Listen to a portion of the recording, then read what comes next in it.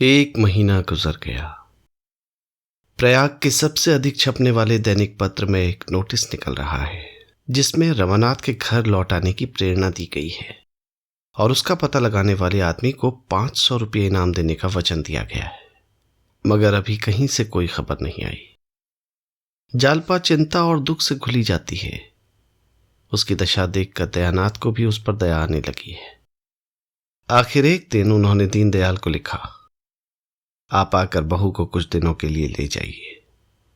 दीनदयाल ये समाचार पाते ही घबराए हुए आए, पर जालपा ने मैके जाने से इनकार कर दिया।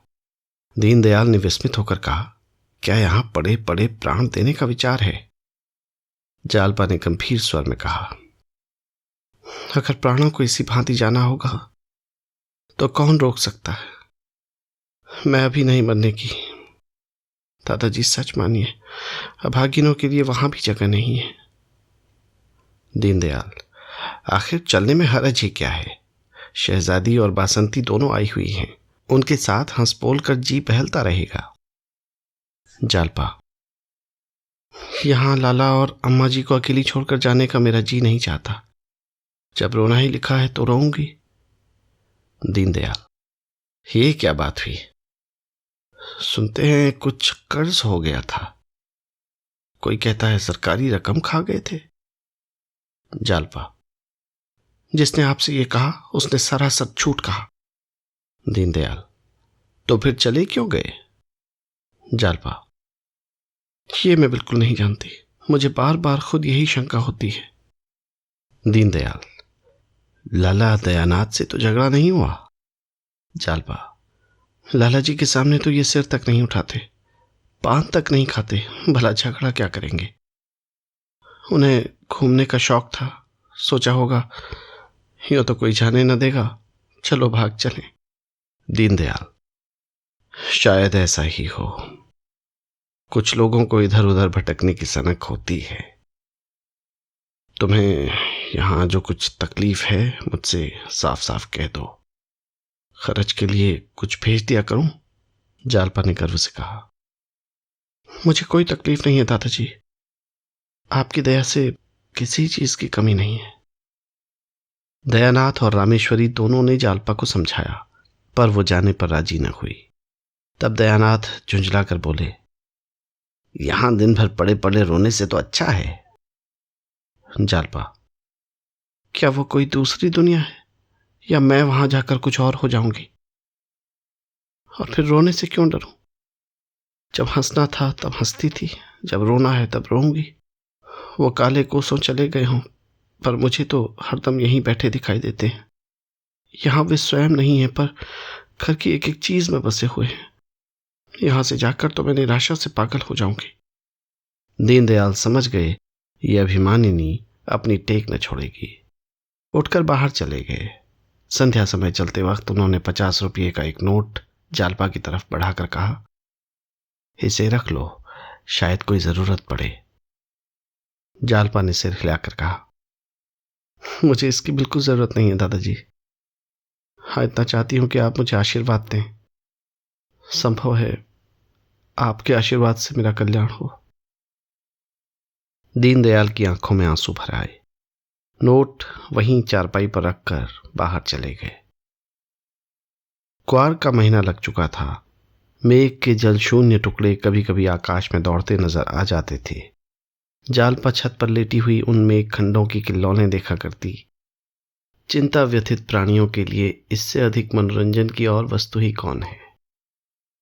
बादल के टुकड़े भांति भांति के रंग बदलते, भांति भांति के रूप भरते, कभी आपस में प्रेम से मिल जाते, कभी रूठ कर अलग अलग हो जाते, कभी दौड़ने लगते, कभी ठिठक जाते।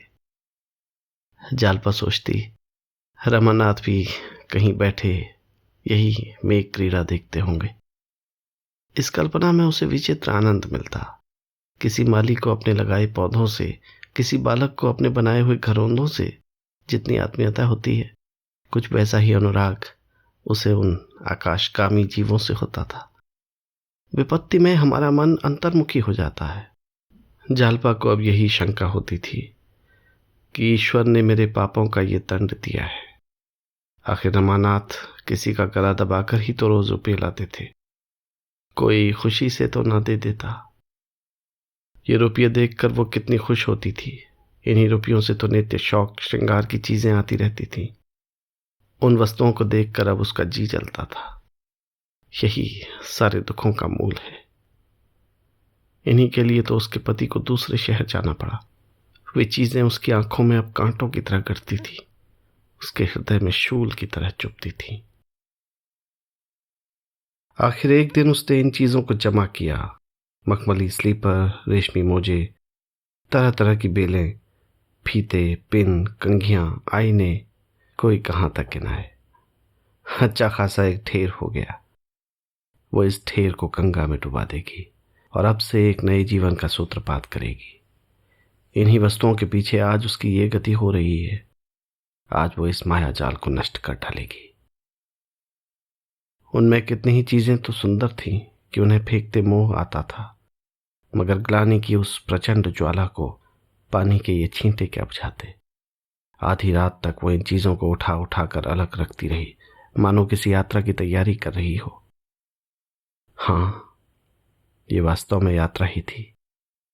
अंधेरे से उजाले की, मिथ्या से सत्य की।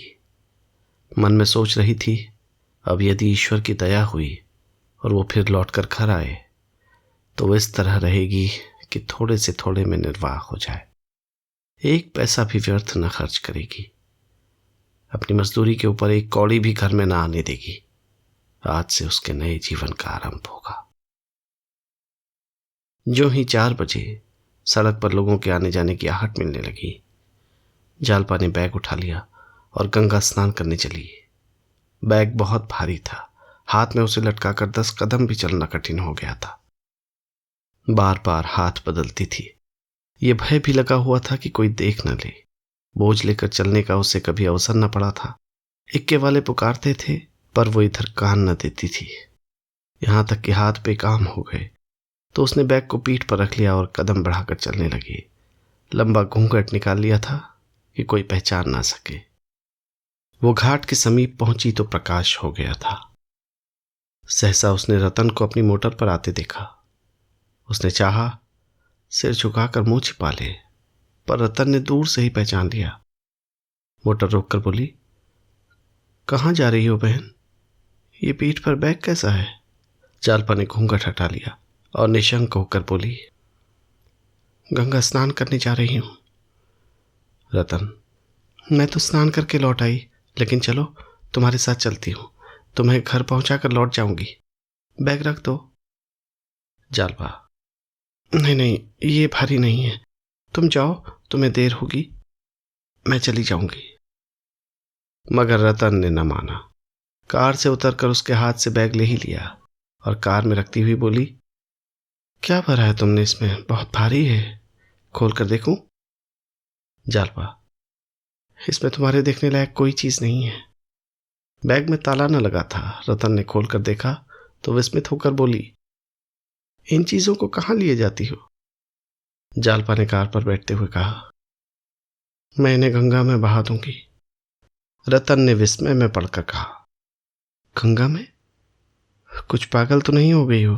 चलो घर लौट चलो, बैग रखकर फिर आ जाना। जालपा ने दृढ़ता से कहा, नहीं रतन, मैं इन चीजों को डुबा कर ही जाऊंगी। रतन, आखिर क्यों? जालपा, पहले कार को बढ़ाओ फिर बताऊं। रतन, नहीं, पहले बता दो। जालपा, नहीं, ये ना होगा, पहले कार को बढ़ाओ। रतन ने हार कर कार को बढ़ाया और बोली, अच्छा अब तो बताओगी? जालपा ने उलाहने के भाव से कहा, इतनी बात तो तुम्हें खुद ही समझ लेनी चाहिए थी, मुझसे क्या पूछती हो? अब ये चीजें मेरे किस काम की हैं? इन्हें देख देख कर मुझे दुख होता है। जब देखने वाला ही न रहा तो इन्हें रख कर क्या करूं? रतन ने एक लंबी सांस खींची और जालपा का हाथ पकड़कर कांपते हुए स्वर में बोली, बाबूजी के साथ तुम ये बहुत बड़ा अन्याय कर रही हो बहन। वे कितनी उमंग से इन्हें लाए होंगे। तुम्हारे अंगों पर इनकी शोभा देखकर कितना प्रसन्न हुए होंगे। एक एक चीज उनके प्रेम की एक एक स्मृति है। उन्हें गंगा में बहाकर तुम उस प्रेम का घोर अनादर कर रही हो। जालपा विचार में डूब गई। मन में संकल्प विकल्प होने लगा, किंतु एक ही क्षण में फिर वो संभल गई और बोली, ये बात नहीं है बहन। जब तक ये चीजें मेरी आंखों से दूर न हो जाएंगी, मेरा चित्त शांत न होगा। इसी विलासिता ने मेरी ये दुर्गति की है। ये मेरे विपत्ति की गठरी है, प्रेम की स्मृति नहीं। प्रेम तो मेरे हृदय पर अंकित है। रतन, तुम्हारा हृदय बड़ा कठोर है जालपा। मैं तो शायद ऐसा न कर सकती। जालपा, लेकिन मैं तो इन्हें विपत्ति का मूल समझती हूं। एक क्षण चुप रहने के बाद वो फिर बोली, उन्होंने मेरे साथ बड़ा अन्याय किया है बहन। जो पुरुष अपनी स्त्री से कोई पर्दा रखता है, मैं समझती हूं वो उससे प्रेम नहीं करता। मैं उनकी जगह पर होती तो यूं तिलांजलि देकर न भागती, अपने मन की सारी व्यथा उन्हें कह सुनाती, और जो कुछ करती उनकी सलाह से करती। स्त्री और पुरुष में दुराव कैसा? रतन ने गंभीर मुस्कान के साथ कहा, ऐसे पुरुष तो बहुत कम होंगे जो स्त्री से अपना दिल खोलते हो। जब तुम स्वयं दिल में चोर रखती हो तो उनसे क्यों आशा रखती हो कि वो तुमसे कोई पर्दा न रखें? तुम ईमान से कह सकती हो कि तुमने उनसे पर्दा नहीं रखा? जालपा ने सकुचाते हुए कहा, मैंने अपने मन में चोर नहीं रखा।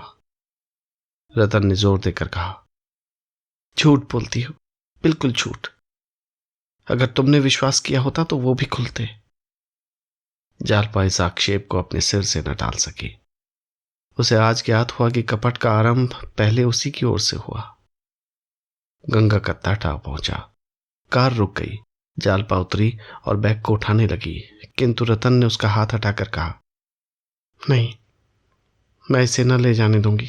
समझ लो कि डूब गए। जालपा, ऐसा कैसे समझ लूं?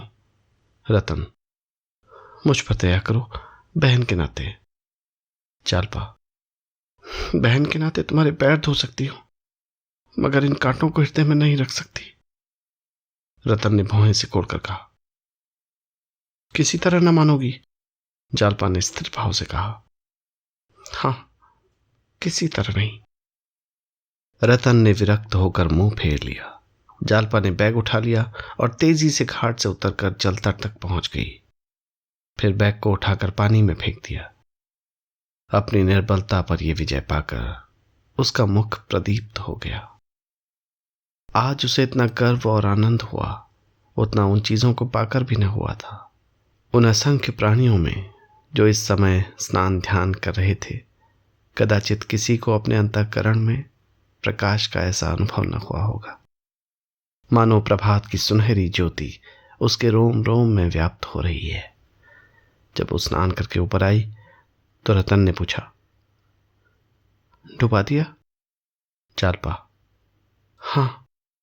रतन, बड़ी निठुर हो। जालपा, यही निठुरता मन पर विजय पाती है। अगर कुछ दिन पहले निठुर हो जाती तो आज ये दिन क्यों आता? कार चल पड़ी। रमानाथ को कलकत्ता आए 2 महीने से ऊपर हो गए। वो अभी तक देवीदीन के घर पड़ा हुआ है। उसे हमेशा यही धुन सवार रहती है कि रुपये कहां से आवे। तरह तरह के मंसूबे बांधता है, भांति भांति की कल्पनाएं करता है, पर घर से बाहर नहीं निकलता। हां, जब खूब अंधेरा हो जाता है तो वो एक बार मोहल्ले के वाचनालय में जरूर जाता है। अपने नगर और प्रांत के समाचारों के लिए उसका मन सदैव उत्सुक रहता है। उसने वो नोटिस देखा जो दयानाथ ने पत्रों में छपवाया था, पर उस पर विश्वास न आया। कौन जाने पुलिस ने उसे गिरफ्तार करने के लिए माया रची हो। रुपये भला किसने चुकाए होंगे? असंभव। एक दिन उसी पत्र में रमानाथ को जालपा का एक खत छपा मिला। जालपा ने आग्रह और याचना से भरे हुए शब्दों में उसे घर लौट आने की प्रार्थना की थी। उसने लिखा था, तुम्हारे जिम्मे किसी का कुछ बाकी नहीं है, कोई तुमसे कुछ न कहेगा।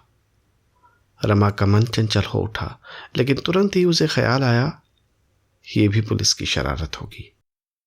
जालपा ने यह पत्र लिखा, इसका क्या प्रमाण है?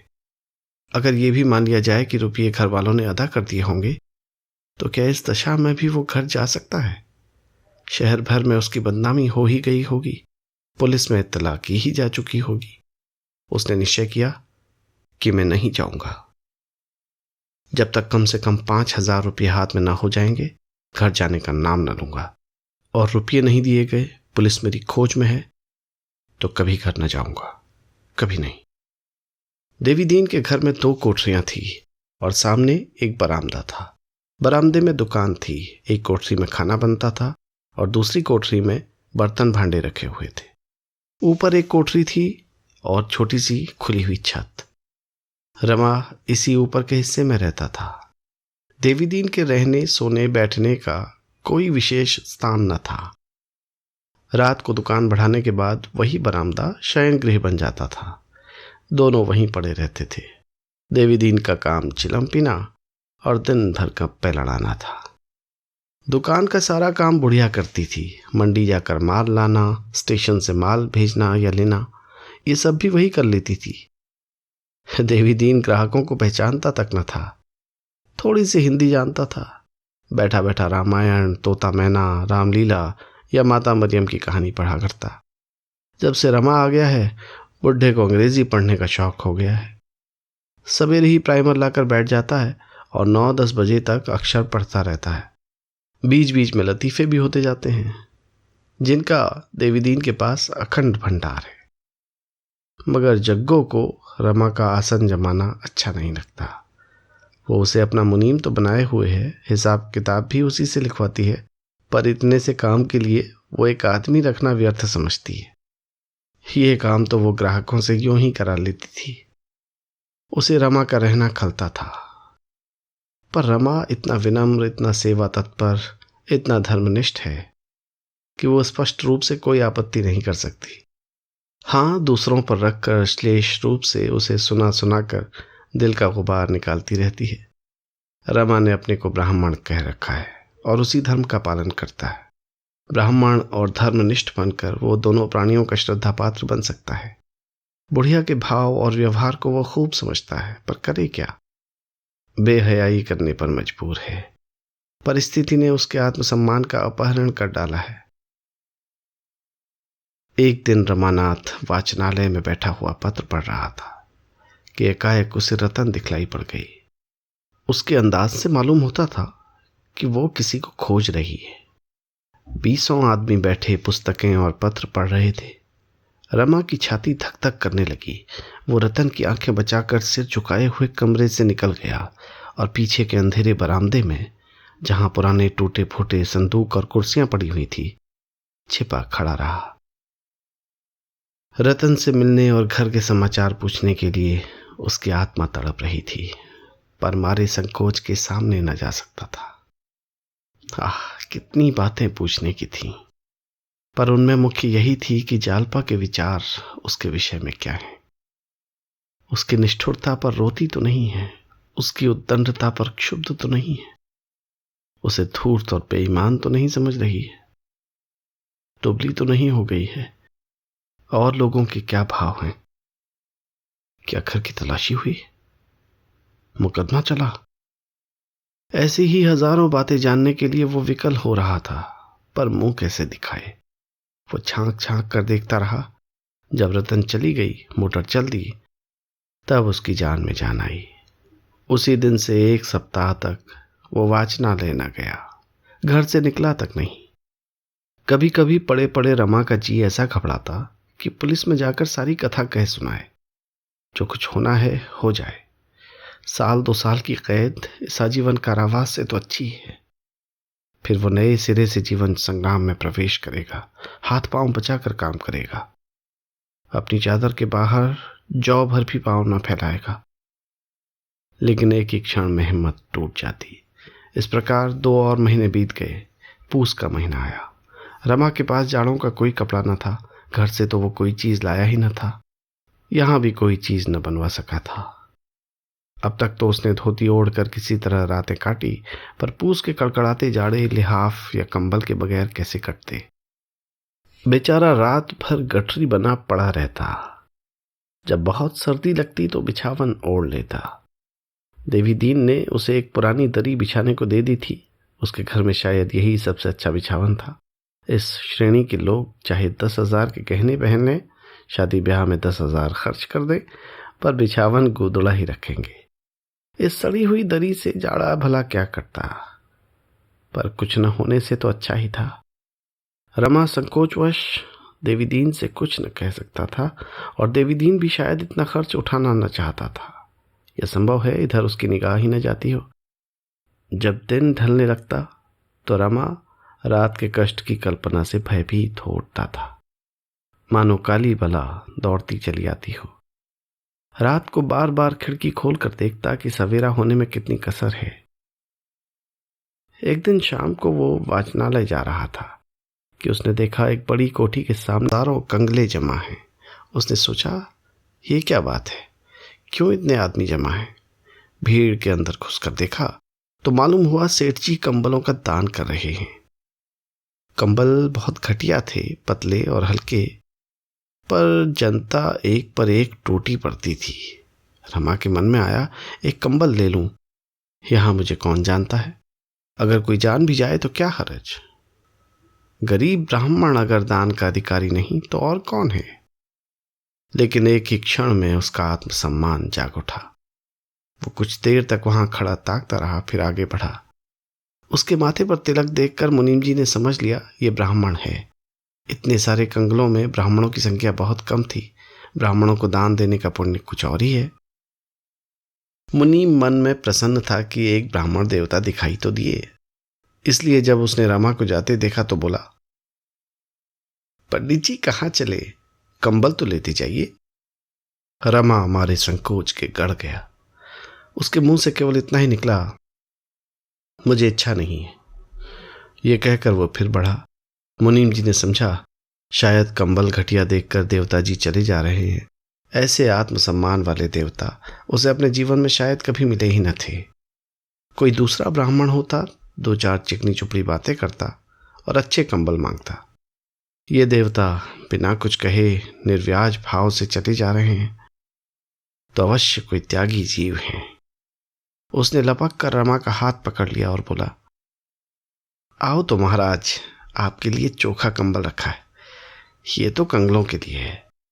रमा ने देखा कि बिना मांगे एक चीज मिल रही है, जबरदस्ती गले लगाई जा रही है, तो वो 2 बार और नहीं नहीं करके मुनीम के साथ अंदर चला गया।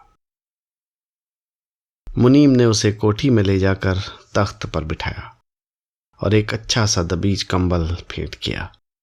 रमा की संतोष वृत्ति का उस पर इतना प्रभाव पड़ा कि उसने 5 रुपये दक्षिणा भी देनी चाहिए, किंतु रमा ने उसे लेने से साफ इनकार कर दिया। जन्म जन्मांतर की संचित मर्यादा कंबल लेकर ही आहत हो उठी थी। दक्षिणा के लिए हाथ फैलाना उसके लिए असंभव हो गया। मुनीम ने चकित होकर कहा, आप ये भेंट न स्वीकार करेंगे तो सेठ जी को बड़ा दुख होगा।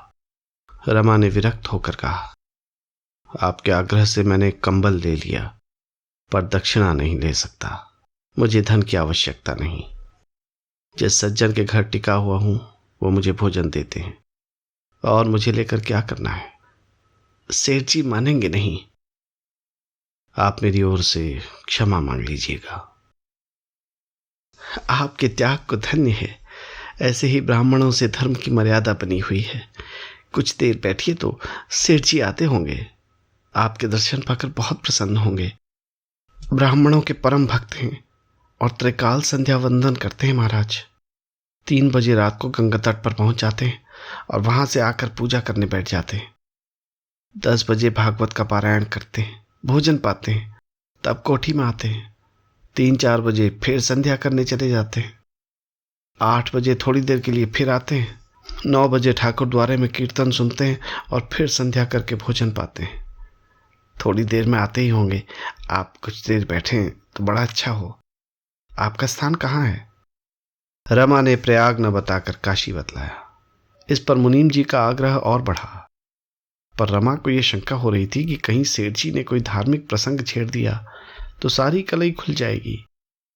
किसी दूसरे दिन आने का वचन देकर उसने पिंड छुड़ाया। 9 बजे वो वाचनालय से लौटा तो डर लग रहा था कि कहीं देवीदीन ने कंबल देखकर पूछा, कहाँ से लाए हो, तो क्या जवाब दूंगा।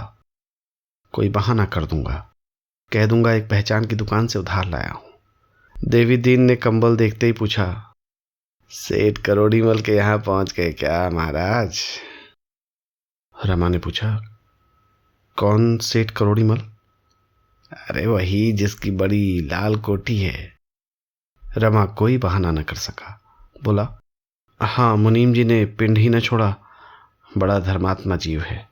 देवीदीन ने मुस्कुराकर कहा, बड़ा धर्मात्मा उसी के थामे तो ये धरती थमी है नहीं तो अब तक मिट गई होती। रमानाथ, काम तो धर्मात्माओं के ही करता है, मन का हाल ईश्वर जाने। जो सारे दिन पूजा पाठ और दान व्रत में लगा रहे उसे धर्मात्मा नहीं तो और क्या कहा जाए। देवीदीन, उसे पापी कहना चाहिए, महापापी। दया तो उसके पास से होकर भी नहीं निकली। उसकी जूट की मिल है, मजूरों के साथ जितनी निर्दयता इस मिल में होती है और कहीं नहीं होती। आदमियों को हंटरों से पिटवाता है, हंटरों से। चर्बी मिला घी बेचकर इसने लाखों कमा लिए कोई नौकर अगर 1 मिनट की भी देर करे तो तुरंत तलब काट लेता है। अगर साल में 2-4 हजार दान न कर दे तो पाप का धन पचे कैसे। धर्म कर्म वाले ब्राह्मण तो उसके द्वार पर झांकते ही नहीं। तुम्हारे सिवा कोई पंडित था वहां? कोई जाता ही नहीं। हाँ, लोभी लंपट पहुंच जाते। जितने पुजारी देखे सबको पत्थर ही पाया। पत्थर पूछते पूछते इनके दिल भी पत्थर हो जाते। इसके 3 तो बड़े बड़े धर्मशाले हैं, मुदा है पाखंडी। आदमी चाहे और कुछ न करे, मन में दया बनाए रखे यही 100 धर्मों का एक धर्म है। दिन की रखी हुई रोटियां खाकर जब रमा कंबल ओढ़कर लेटा तो उसे बड़ी ग्लानि होने लगी। रिश्वत में उसने हजारों रुपये मारे थे, पर कभी एक क्षण के लिए भी उसे ग्लानि न आई थी। रिश्वत बुद्धि से, कौशल से, पुरुषार्थ से मिलती है। दान परुषहीन, कर्महीन या पाखंडियों का आधार है। वो सोच रहा था, मैं अब इतना दीन हूं कि भोजन और वस्त्र के लिए मुझे दान लेना पड़ता है।